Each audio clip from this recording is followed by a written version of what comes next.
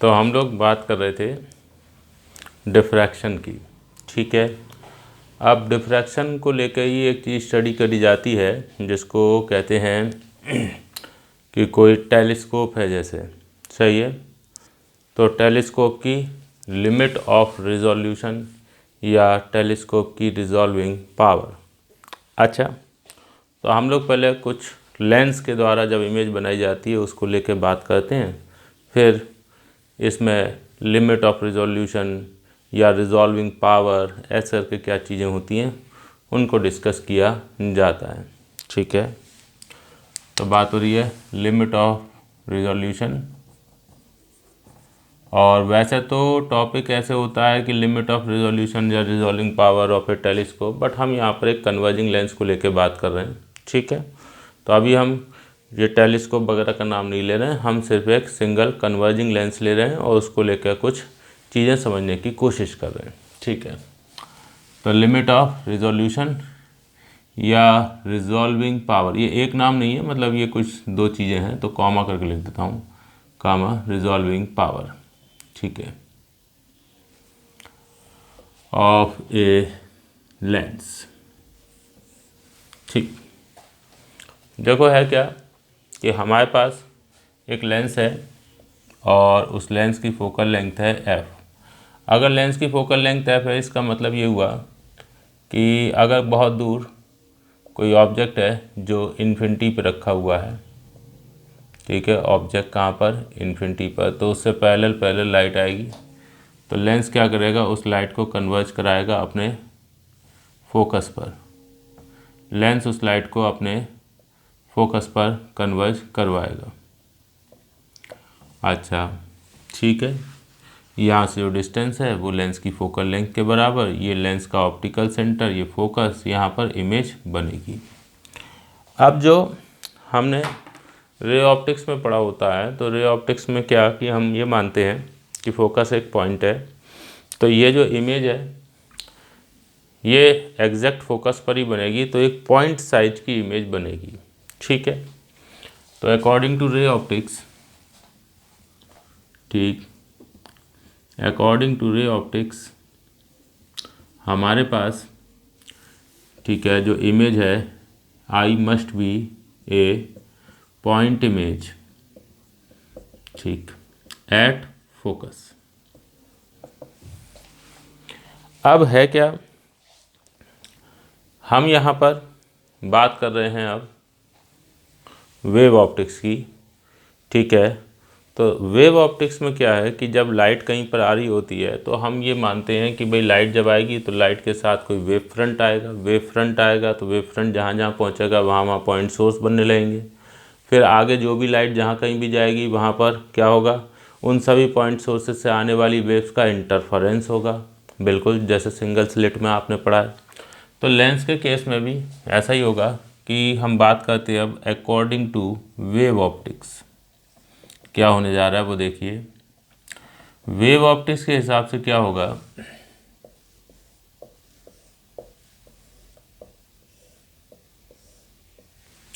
Wave optics में क्या हुआ, ये एक लेंस है, इधर से लाइट आ रही है, बिल्कुल आएगी, ये वेव फ्रंट चले आ रहे हैं। ठीक, अब ये वेव फ्रंट जब यहाँ पहुँचेंगे और लेंस को पार करेंगे तो ऐसे में क्या होगा कि कुछ हमारे पास ये जो लेंस के पॉइंट हैं जहाँ जहाँ पर ये वेव फ्रंट पहुँचते चले जाएंगे, जैसे ये वेव फ्रंट आ रहा है, अब ये लेंस के जिस भी पॉइंट पर पहुँचेगा वो एक सोर्स की तरह से काम करना शुरू करेगा। ठीक, तो ये वेव फ्रंट चला और इस लेंस जो है उसको पार किया। ठीक है, तो होता क्या है कि लेंस के ये जो पॉइंट हैं, जिन जिन पॉइंटों से लाइट निकलेगी, ये सब जो है वो सोर्स की तरीके से काम करना शुरू कर देते हैं। ठीक है, ये ऐसा नहीं है कि ये एक साथ ये सारे सोर्स हैं, मतलब ठीक है, जो वेव फ्रंट जहाँ पहुँचेगा उसके हिसाब से वो सोर्स की तरीके से, वो पॉइंट सोर्स की तरह से काम करना शुरू करेगा। अब आगे जो भी लाइट जाती है, तो चलिए आप अगर यहाँ पे बात करें कि ये फोकस पे लाइट पहुँचेगी, तो हम कहेंगे फोकस पे जो लाइट आएगी वो इन सब से जो लाइट आएगी उन सब का सॉरी इंटरफेरेंस हो जाएगा। सही, ऐसे ही कोई और पॉइंट आप लेंगे वहाँ भी यही होगा। ये देखिए ये खूब सारे सोर्स हैं, सब सोर्सेस से लाइट हर तरफ जा रही है, तो लाइट तो यहाँ भी जाएगी। भाई पॉइंट सोर्स है तो पॉइंट सोर्स तो लाइट को हर तरफ एमिट करेगा ना। भाई ये अगर एक पॉइंट सोर्स है तो ऐसा थोड़ी ना कि ये सिर्फ इधर की तरफ लाइट भेजेगा, ये तो हर तरफ लाइट भेजेगा। ये देखिए यहाँ कोई सोर्स है तो वो हर तरफ लाइट को जो है वो एमिट करेगा। तो अब सामने जो है अगर हम यहाँ पे कोई स्क्रीन लगा देते हैं, ये देखिए सामने हमने यहाँ पे क्या कर दिया, एक स्क्रीन लगा दिया, कहाँ पर, फोकस पर। तो रे ऑप्टिक्स के हिसाब से तो सिर्फ और सिर्फ जो फोकस है, ठीक है, वहाँ पे आपको खूब तेज रोशनी देखने को मिलेगी, खूब ब्राइट जो है वो एक पॉइंट साइज का जो है वो इमेज फॉर्म होगी, और बाकी सब जगह क्या होना चाहिए, अंधेरा। तो अकॉर्डिंग टू रे ऑप्टिक्स अगर यहाँ पर आप एक स्क्रीन लगा देते हैं तो at F there will be brightness, ठीक, और at other points of screen there must be complete darkness.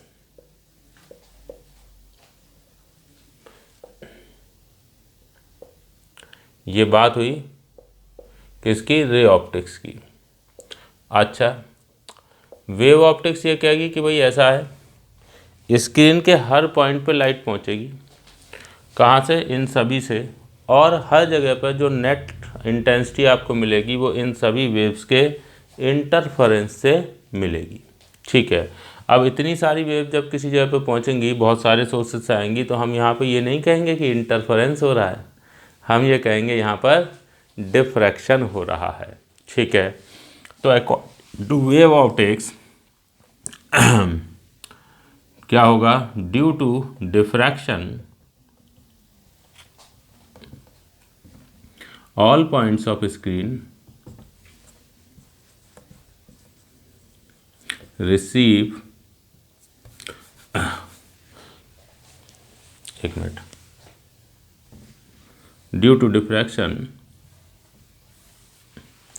intensity at any point of screen, intensity at any point of screen will be due to result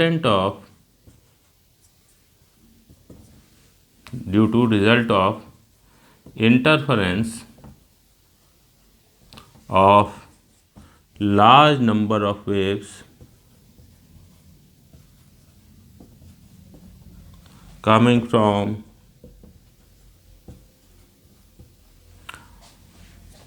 secondary sources. अब देखो जब wave front कहीं पहुंचता है तो उस wave front की location, या वेव फ्रंट कहीं भी पहुंचता है तो उस जगह पर बहुत सारे पॉइंट सोर्स एज्यूम किए जाते हैं, तो उनको क्या बोला जाता है, सेकेंडरी सोर्स। तो मैंने सेकेंडरी सोर्स लिख दिया, तो अपने आप सब लोगों को याद समझ जाना है कि सेकेंडरी सोर्स का मतलब वेव फ्रंट जब कहीं पहुंचता है तो उसकी जगह पर जो एज्यूम किए जाते हैं कि बहुत सारे पॉइंट सोर्स हैं, ठीक है।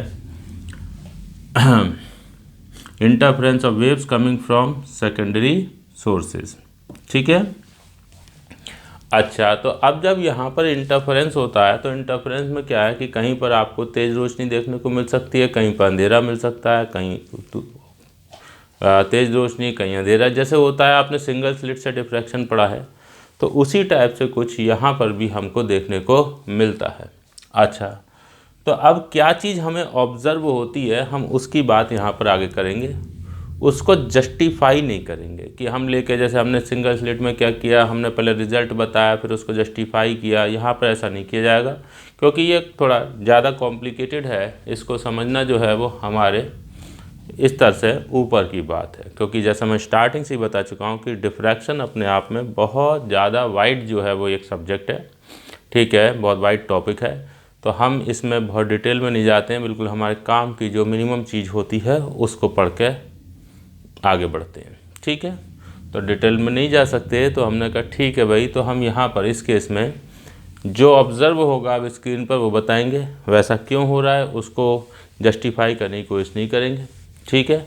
बस जो बताया जा रहा है उसको आगे के लिए याद रखेंगे। तो पहले इतनी चीज़ नोट करिए फिर आगे बढ़ते हैं।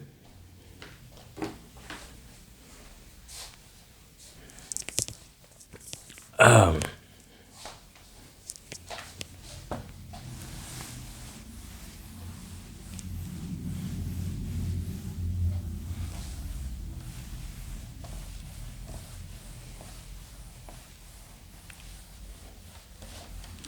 जी, तो अब ये जो खूब सारी वेव्स होंगी उनका इंटरफेरेंस होगा, उसके चलते क्या चीज़ हमें ऑब्ज़र्व होगी, ज़रा उस पर ध्यान देते हैं।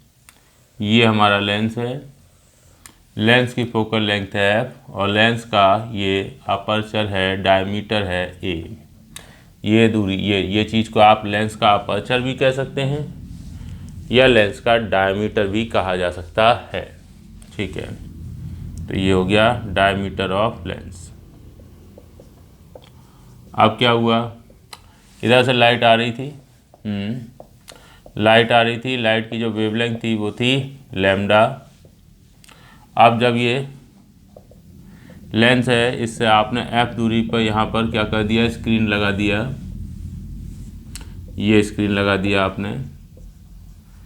ये पॉइंट जो है वो लेंस का फोकस हो गया। फोकस कहाँ पर है, स्क्रीन पर ही है। अब आप यहाँ क्या ऑब्ज़र्व करते हैं कि जब इस लेंस से यहाँ लाइट पहुँचती है और वही बहुत सारी वेव्स, उनका इंटरफेरेंस यानी डिफ्रैक्शन होता है, तो हमको या जहाँ पे फोकस है ठीक उस जगह पर एक ब्राइट स्पॉट दिखाई देता है। ठीक है, ये क्या है, ब्राइट स्पॉट।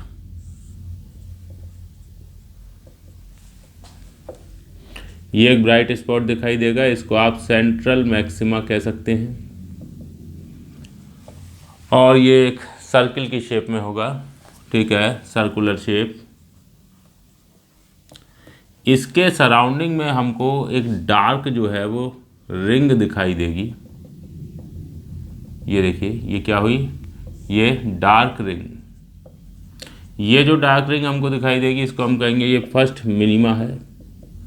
डार्क रिंग का मतलब ये वो जगह है जहाँ पे ये जो लेंस से आने वाली लाइट है, यहाँ से सोर्सेज से आने वाली लाइट है, उनका सबका क्या हो जाएगा, डिस्ट्रक्टिव इंटरफेरेंस। फिर उसके सराउंडिंग में आपको एक ब्राइट रिंग दिखाई देगी। ब्राइट रिंग, इसको आप फर्स्ट मैक्सिमा कह सकते हैं। फिर उसके सराउंडिंग में एक डार्क दिखाई देगी। हालांकि ये इतनी ब्राइट डार्क दिखती नहीं है, मेनली तो ये सेंटर वाला ब्राइट और उसके सराउंडिंग में जो डार्कनेस है बस वो दिखेगी। उसके बाद दोबारा से वो जो ब्राइट है वो बहुत फेंट होगा, ऑलमोस्ट दिखाई नहीं देगा। बहुत ध्यान से देखेंगे तब शायद हम उसको नोटिस कर सकते हैं। फिर ये डार्क रिंग दिखाई देगी, इसको आप सेकंड मिनिमा कह सकते हैं, ऐसे। ठीक है, तो ये है हमारा स्क्रीन और इस स्क्रीन पर हमको दिखाई दिया सेंटर पर एक ब्राइट स्पॉट, उसके सराउंडिंग में एक डार्क रिंग, फिर ब्राइट, फिर डार्क, ऐसे दिखाई देगा। अच्छा जी, हमने कहा भाई हमें सिर्फ इससे मतलब है जो सेंटर पे ब्राइट स्पॉट बन रहा है उसकी रेडियस हमने लिखी आर नॉट लिख लो। आर नॉट हो जाएगी radius of central bright spot. और जो ऑब्जेक्ट हमारा इन्फिनिटी पर रखा हुआ था, अब ये कहेंगे कि जो इमेज है वो एक पॉइंट साइज में नहीं बनेगी बल्कि इमेज एक स्पॉट के फॉर्म में बनेगी, जो ये है। समझे, तो यही है हमारी इमेज। ये देखिए, यही है हमारी इमेज। ये यहाँ पे फोकस है और यहीं पर ही हमारी क्या बन रही है, इमेज। तो आई जो है ये है इमेज और which is formed as a bright spot. अच्छा जी, इस ब्राइट स्पॉट जो है इसकी रेडियस जो है वो क्या होगी, तो हमने बताया इसकी रेडियस होगी 1.22 लैम्डा एफ अपान ए। ये ब्राइट स्पॉट की रेडियस है और हम कहेंगे कि जो हमारा इमेज है उसकी यही रेडियस है। तो ऑब्जेक्ट कहाँ पर था, इन्फिनिटी पर, और ये लेंस लगाया तो हमने सोचा एक पॉइंट इमेज बन जाएगी कहाँ पे, फोकस पर। लेकिन एक्चुअल में एक पॉइंट इमेज नहीं बनी बल्कि एक ब्राइट स्पॉट बना और वो ब्राइट स्पॉट जो है उसका रेडियस इतना होगा। अब ये कहाँ से आया हमें उससे मतलब नहीं है, हम बस इसको याद रखते हैं। अच्छा चलो ठीक है। अब इस ब्राइट स्पॉट को लेकर कुछ वर्किंग होती है कि जैसे मान लीजिए एक से ज़्यादा ऑब्जेक्ट हो, यहाँ पर ये ऑब्जेक्ट है इसका, ये यहाँ ब्राइट स्पॉट बनेगा। ऑब्जेक्ट कोई दूसरा लोगे, एक और भी ऑब्जेक्ट रखा हो, उसकी इमेज के करस्पॉन्डिंग ब्राइट स्पॉट अलग बनेगा। हाँ बिल्कुल सही बात है, जब दो ऑब्जेक्ट होंगे तो दो इमेज बनेंगी तो दो ब्राइट स्पॉट बनेंगे। तो उनको लेके हम लोग कुछ वर्किंग यहाँ पर अब करने जा रहे हैं आगे। ठीक है, तो पहले इतनी चीज़ नोट कर लें, फिर आगे देखते हैं।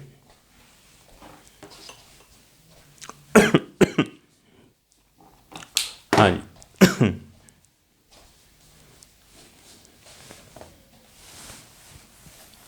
अच्छा, तो अब बात हो रही है इसकी कि ये जो हमारा ऑब्जेक्ट है इसकी इमेज लेंस के द्वारा बनाई गई एक ब्राइट स्पॉट के फॉर्म में। ठीक, अब अगर एक से ज़्यादा ऑब्जेक्ट होंगे तब क्या होगा? बिल्कुल सही बात है, अभी देखते हैं। ये देखो, ये एक लेंस है और इधर इसकी फोकल लेंथ है, इधर एक ऑब्जेक्ट है O1 लिख दो और बहुत दूर है, और इधर एक ऑब्जेक्ट है O2, ये भी इन्फिनिटी यानी बहुत दूर है। ठीक, यहाँ से लाइट आई, ये ऑप्टिकल सेंटर होते हुए इधर गए, ऑप्टिकल सेंटर से होते हुए इधर गए। O1 की इमेज यहाँ बनी I1 पे, O2 की इमेज यहाँ बनी I2 पे। ये एंगल है डेल्टा थीटा। ये ऑप्टिकल सेंटर से सीधे निकल गए तो ये एंगल क्या, डेल्टा थीटा। अब ऑब्जेक्ट अगर बहुत दूर है तो उससे जो पहले लाइट आएगी तो उसके लिए इमेज जो बनेगी एक ब्राइट स्पॉट के फॉर्म में बनेगी, और वो जो ब्राइट स्पॉट है उसकी रेडियस क्या होगी, R0। ठीक है, ये रेडियस क्या होगी, R0। अच्छा, तो जो ऑब्जेक्ट हैं वो इन्फिनिटी पर हैं, तो I1 I2 जो इमेज हैं वो पॉइंट साइज की नहीं बनेंगी बल्कि ब्राइट स्पॉट के फॉर्म में बनेंगी। अगर तुम ये लेंस की फोकल लेंथ f लिखते हो तो जो ब्राइट स्पॉट हैं इनके सेंटर्स के बीच की दूरी क्या होगी, f डेल्टा थीटा। ये डेल्टा थीटा क्या है, delta theta angular separation between objects O1 and O2।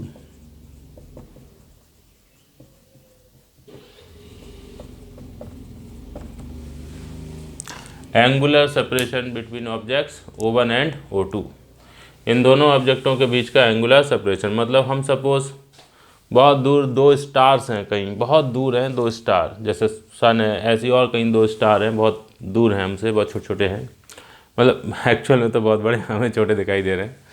तो ये वो स्टार है, एक स्टार ये है। तो जब हम उन स्टार्स को देखते हैं तो स्टार O1 को देखते हैं पहले स्टार को, तो हमें ऐसे देखना पड़ता है, O2 के लिए ऐसे देखना पड़ता है, तो जितना एंगल यूँ जाना पड़ेगा तो समझो वही क्या हो गया, दोनों के बीच का एंगुलर सेपरेशन।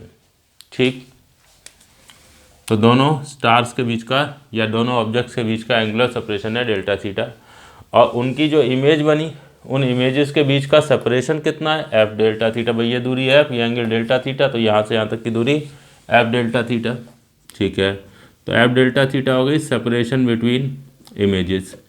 अब ये सेपरेशन बिटवीन इमेजेस का मतलब है कि जो इमेज है वो स्पॉट के फॉर्म में है, तो उनके जो सेंटर हैं उनके बीच की दूरी, तो इसको मोटे तौर पे सेपरेशन बिटवीन इमेजेस कह सकते हैं, या distance between centres of bright spots I1 and I2। I1 और I2 जो है, जो दो इमेज हमारी बन रही है ये ब्राइट स्पॉट के फॉर्म में बन रही है, और उनके बीच के, उनके सेंटरों के बीच की दूरी क्या होगी, एफ डेल्टा थीटा। ठीक है, अब ये सब हम क्या स्टडी कर रहे हैं भाई, हम ये स्टडी यहाँ पे करना चाहते हैं कि मान लीजिए आप ऐसे दो ऑब्जेक्टों को देखते हो जिनके बीच में जो एंगुलर सेपरेशन डेल्टा थीटा है ये बहुत ही कम है। डेल्टा थीटा क्या है, बहुत ही कम। ये एंगुलर सेपरेशन इनका क्या करो, बहुत ही कम कर दो। अगर डेल्टा थीटा बहुत छोटा होगा, इधर भी एंगल बहुत छोटा होगा, तो दोनों स्पॉट्स बहुत पास आ जाएंगे। हाँ आ जाएंगे, तो उससे क्या फ़र्क पड़ता है, अगर ये स्पॉट बहुत पास आ गए तो ये ओवरलैप कर जाएंगे। ओवरलैप करने लगेंगे तो आप जब इनको देखेंगे तो आपको यहाँ पे कन्फ्यूजन होगा कि ये दो स्पॉट हैं या एक ही स्पॉट है। क्या मतलब, बात समझो। सपोज ये स्क्रीन है, और हम एक ऐसी सिचुएशन की बात कर रहे हैं जहाँ पे F delta theta is greater then 2r0। हाँ हाँ, कोई प्रॉब्लम नहीं है। ये स्पॉट है, इसकी रेडियस है r0, ये स्पॉट है, इसकी रेडियस है r0, और इनके सेंटरों के बीच की दूरी कितनी है, एफ डेल्टा थीटा। सही है, हाँ हाँ, कोई प्रॉब्लम नहीं है। एफ डेल्टा थीटा की वैल्यू 2r0 से क्या है, ज़्यादा। फिर हमने एक दूसरा केस कंसीडर किया, हमने कहा भाई ऐसा है, ये स्क्रीन है और एफ डेल्टा थीटा की वैल्यू r0 से बड़ी है लेकिन 2r0 से कम है। तो ये क्या होगा, ये दोनों स्पॉट जो है ये एक दूसरे को थोड़ा सा ओवरलैप करते हुए रहेंगे। इनके जो सेंटर हैं, इनके सेंटरों के बीच की दूरी क्या हो गई, एफ डेल्टा थीटा, और जो एफ डेल्टा थीटा है वो r0 से तो ज़्यादा है लेकिन किसी एक की रेडियस से तो ज़्यादा है, लेकिन दोनों की रेडियस के डबल से क्या है, कम। तो ये दोनों स्पॉट थोड़े ओवरलैप कर जाएंगे। ये स्पॉट I1, ये I2, देखो ये I1, ये I2। तो ये हमने कुछ केस नाम दिए, ये केस 1, ये केस 2, और अब आते हैं केस 3 पर। अच्छा, क्या है भाई केस 3? क्या है केस 3? ये है कि जिसमें स्क्रीन पर एफ डेल्टा थीटा जो है वो r0 से कम है। ठीक है, F delta theta is less than r0। इसमें क्या होगा, इसमें ये एक स्पॉट है I1 वाला और ये स्पॉट है I2 वाला, और इनके जो सेंटर हैं उनके बीच की दूरी उनकी रेडियस से भी कम है। समझे, ये I1 वाला स्पॉट है, ये I2 वाला स्पॉट है। तो ऐसे में जब इस तरीके से दो स्पॉट बहुत ज़्यादा ओवरलैप कर जाएंगे तो आपके लिए इन दोनों स्पॉट्स को सेपरेटली आइडेंटिफाई करना इम्पॉसिबल हो जाएगा। मतलब कोई कह सकता है कि साहब ये तो मैं देख लूँगा, ये यूँ जा रहा है, ये यूँ जा रहा है, पूरा सर्कुलर शेप नहीं बन रहा है, बट ऐसा होगा नहीं। आप इस केस में क्या करोगे, आपको ये लगेगा कि जैसे दो स्पॉट नहीं है, एक स्पॉट है। तो आप जो है जब इसको देखोगे तो आपको यूँ लगेगा कि दूर जो है ये जो हमने लेंस के द्वारा इमेज बनाई है तो वहाँ पर दो स्टार है ही नहीं, वहाँ तो एक ही स्टार है। वहाँ पर दो स्टार नहीं है, वहाँ पर एक स्टार है। अच्छा, तो ये तो गलत बात है भाई, एक्चुअल में तो दो स्टार है और हमें कितने लगेंगे, यहाँ इमेज को देख के हमें लगेगा एक ही है। तो हम ये कहते हैं ऐसे में कि इस सिचुएशन में हम दोनों जो इमेजेस हैं या दोनों जो ऑब्जेक्ट हैं उनको रिजॉल्व नहीं कर पा रहे। रिजॉल्व करना मतलब अलग अलग करना। तो इस केस में इमेजेस को देखकर ऑब्जेक्टों को रिजॉल्व कर पाना मतलब ये समझ पाना कि दो अलग अलग चीज़ें हैं या एक ही चीज़ें हैं, वो पॉसिबल नहीं है। इस केस में उनको रिजॉल्व करना पॉसिबल है। बिल्कुल दो स्पॉट अलग अलग बन रहे हैं, आप तुरंत कह देंगे कि भाई यहाँ पर दो ऑब्जेक्ट रहे होंगे तभी दो इमेज बन रही है। इस केस में हाँ ठीक है, थोड़ा ओवरलैप कर रहे हैं लेकिन हमारी समझ में आ रहा है कि यहाँ पे भाई ये इस टाइप का है, तो ये दो स्पॉट हैं जो हल्का सा एक दूसरे को ओवरलैप कर गए हैं। तो हम समझ पा रहे हैं कि ठीक है, ओवरलैपिंग तो हो रही है बट हम रिजॉल्व भी कर पा रहे हैं कि हाँ भाई एक्चुअल में दो ऑब्जेक्ट हैं जिनकी इमेज यहाँ पर इस तरीके से बन रही है। अच्छा, तो हम कहते हैं कि भाई ये जो केस 1 है इसमें ये कहा जाएगा कि ऑब्जेक्ट जो हैं उनको लेंस के द्वारा रिजॉल्व किया जा रहा है। इस केस में भी ऑब्जेक्टों को लेंस के द्वारा रिजॉल्व किया जा सकता है, किया जा रहा है। और इस केस में लेंस ऑब्जेक्टों को रिजॉल्व नहीं करवा पा रहा है। इसमें रिजॉल्व नहीं कर पा रहे हैं, इसमें रिजॉल्व कर पा रहे हैं। अच्छा, इन दोनों में भी कुछ फ़र्क है। इसको ये कहते हैं कि भाई इसमें लेंस ऑब्जेक्टों को रिजॉल्व कर पा रहा है और इसमें कहेंगे लेंस ऑब्जेक्ट्स को बहुत अच्छे से रिजॉल्व कर पा रहा है। तो this is just called resolved, this is called well resolved. Well मतलब बहुत अच्छे तरीके से। तो इसमें रिजॉल्व कर पा रहे हैं और इसमें वेल रिजॉल्व कर पा रहे हैं, मतलब बहुत अच्छे तरीके से अलग अलग करके चीज़ों को समझ पा रहे हैं। ठीक है, तो मैं इनके नाम अभी लिख देता हूँ, पहले आप इतनी चीज़ नोट कर लीजिए, फिर उसके बाद कुछ नाम लिख देंगे, फिर ये कंडीशन वगैरह लिख के भी कुछ थोड़ा सा चीज़ लिखेंगे। तो क्लास रोक कर नोट करिए, फिर आगे देखते हैं।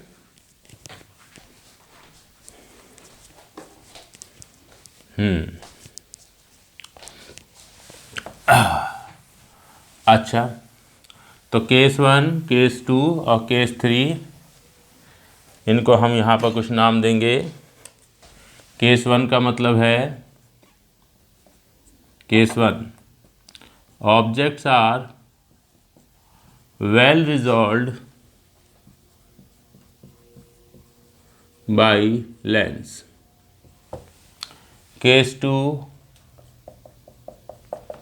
ऑब्जेक्ट्स आर रिजॉल्व्ड, ठीक है।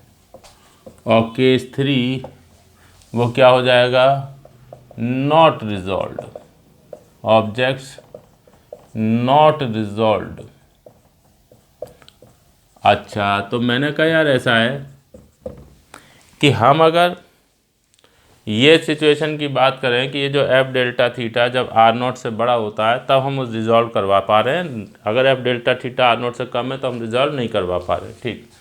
तो F delta theta is greater than R naught, तो इसको कहते हैं रिजॉल्व, और अगर इक्वल ये भी हो तो भी रिजॉल्व की कैटेगरी में आएगा। और एफ डेल्टा थीटा अगर लेस देन आर नॉट है तो ये अनरिजॉल्व, ठीक।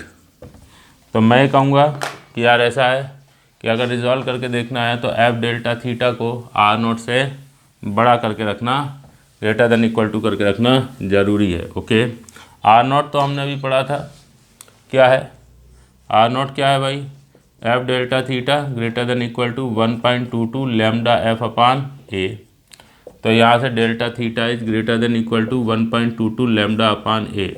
तो अगर दो ऑब्जेक्ट्स जो हमसे बहुत बड़ी दूरी पर हैं उनके बीच का एंगुलर सेपरेशन इतना या इससे ज़्यादा है तो आप उनको रिजॉल्व कर पाएंगे, और अगर ये एंगुलर सेपरेशन इससे कम है, ठीक है, तो आप उसको रिजॉल्व नहीं कर पाएंगे, सही है, तो आप उसको रिजॉल्व नहीं कर पाएंगे। अच्छा चलो ठीक है, तो मैंने कहा भाई ऐसा है, हमारे पास जो सिचुएशन है उसके हिसाब से हम ये कहेंगे कि to resolve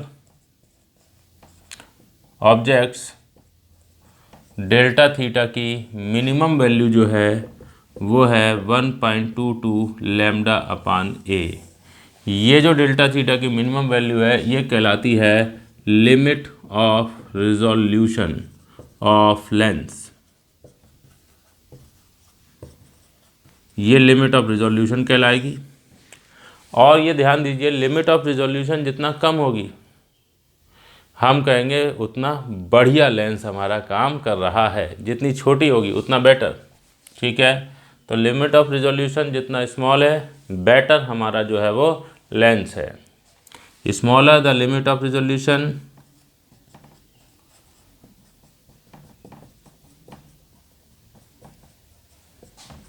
better is the lens. समझे क्या मतलब?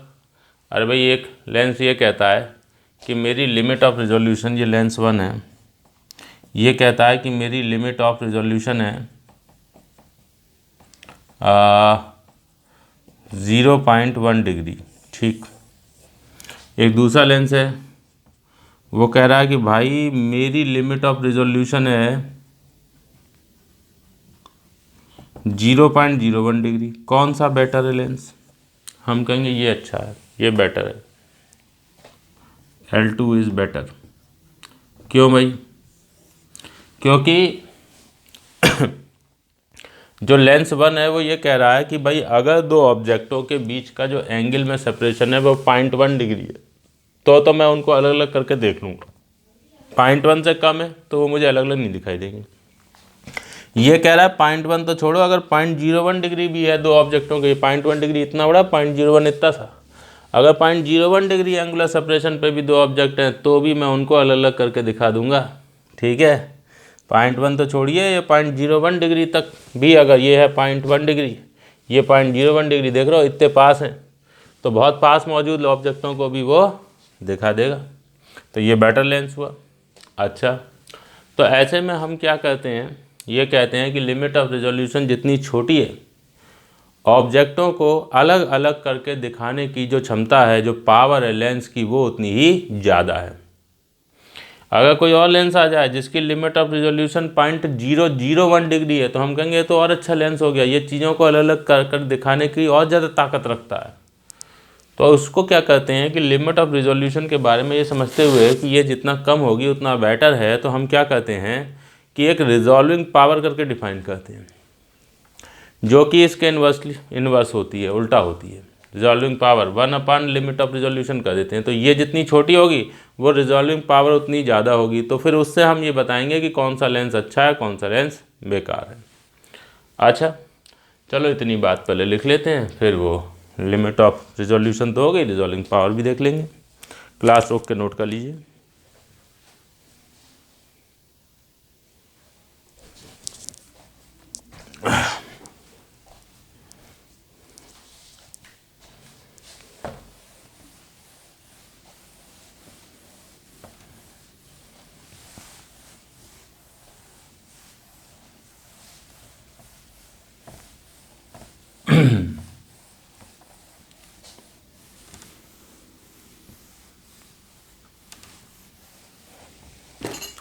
हाँ जी, तो हम लोग यहाँ पे ध्यान देते हैं कि हमारे पास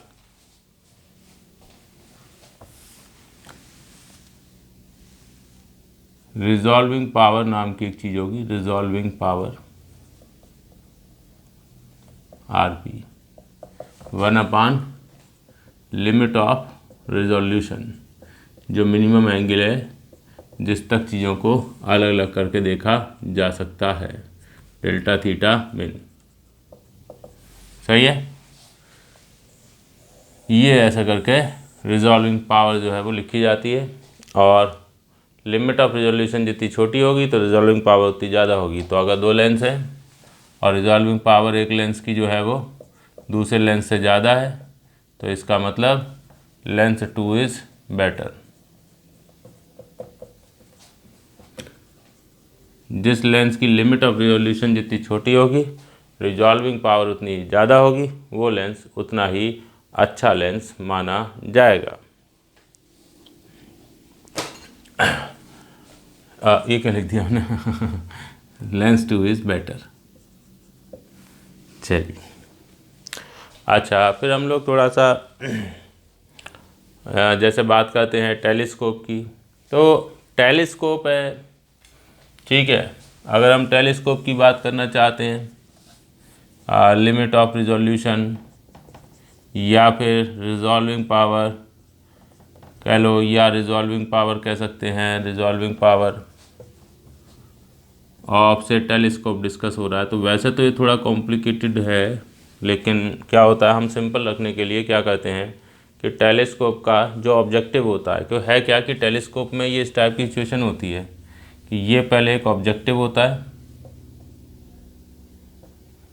और इधर होता है आई पीस, फिर उसके बाद ये कोई ऑब्जेक्ट है बहुत दूर, इस ऑब्जेक्ट की इमेज जो है वो ऑब्जेक्टिव के द्वारा पहले यहाँ पर बनाई जाती है।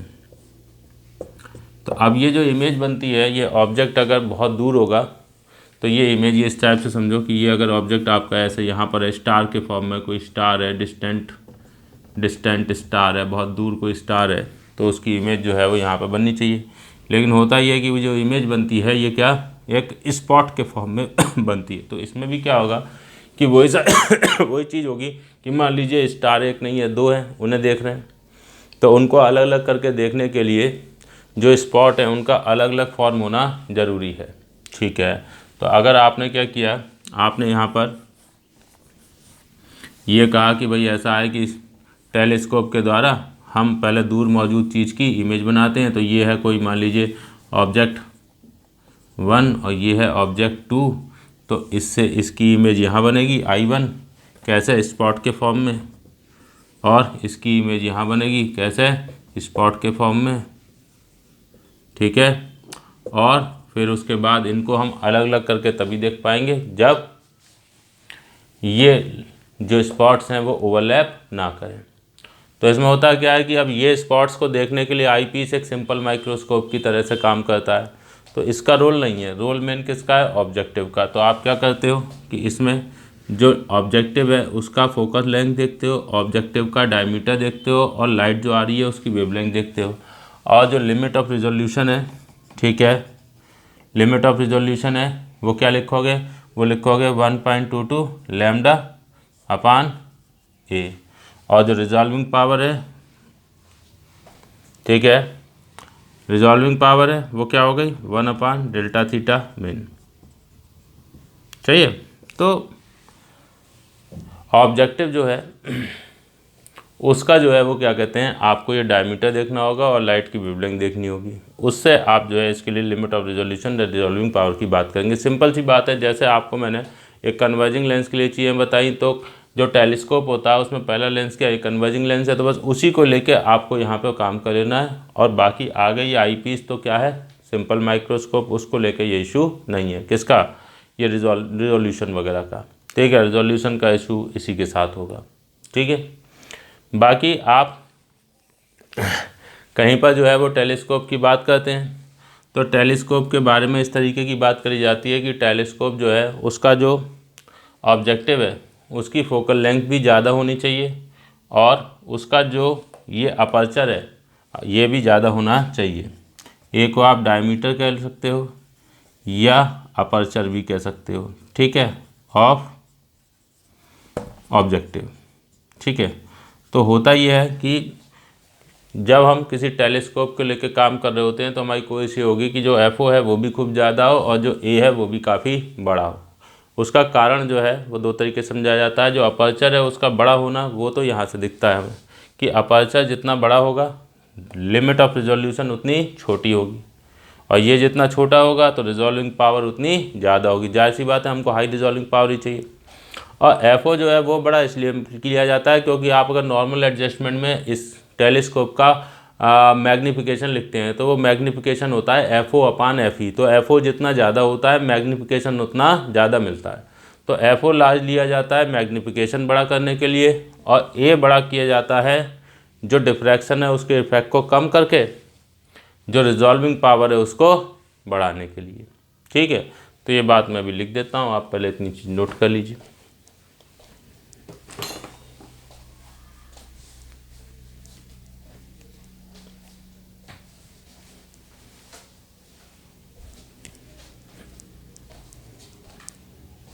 हाँ जी,